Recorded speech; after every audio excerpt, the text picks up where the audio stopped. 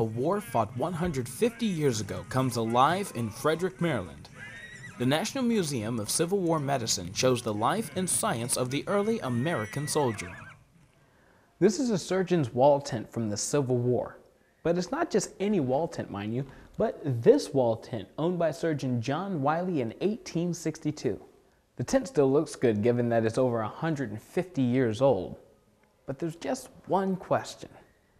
Who takes care of all of this? Meet Lori Eagleston, the curator for all the artifacts in the museum. I'm responsible for caring for them and for making sure they're displayed safely and stored safely. And there is a lot that Lori takes care of, like a replica of the pack all soldiers had to carry back then, the 11-pound Springfield musket. No, give me an M4. And other artifacts like a standard issue prophylactic and a medical bedpan. Yeah, that kind of sums up my job right there. We get excited about bedpans. She also takes care of a story people can follow from room to room. Transcribed letters from Union Private Peleg Bradford, a heavy artillery and infantry soldier from Maine. He writes like most soldiers at the time, homesick, proud, and describing the sickly camp life in Washington, D.C. Dear Father, I've been sick for 10 days with the measles, but I am getting very well now. The 18th Maine Volunteers continued south and attacked Petersburg, Virginia. During this battle, Peleg is shot in the knee and taken to a field hospital.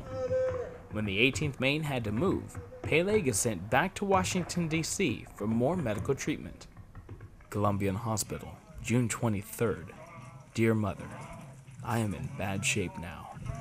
I have lost my right leg. He even writes to his fiancée in Maine, Cynthia. I shall always hold the promise that I made when I was back home, but as I am now, it would be better for you to break that promise, for when I made that promise, I was a whole man, but I am far from it now. Yours forever, Peleg Bradford, Jr. Peleg stays in the hospital on crutches. When the Civil War ended, he receives news from the front. Owen, his youngest brother, died during the siege of Petersburg. He was 16. Peleg is discharged from service and moves back home. He marries Cynthia, they have 8 children, and they ran a sawmill until his death in 1918, leaving behind the homemade prosthetic leg he wore. This same leg is on display in the museum, under the care of Lori Eagleston, who takes care of more than just the artifacts. She preserves its history. Air Force Sergeant Will Bracy, Frederick, Maryland.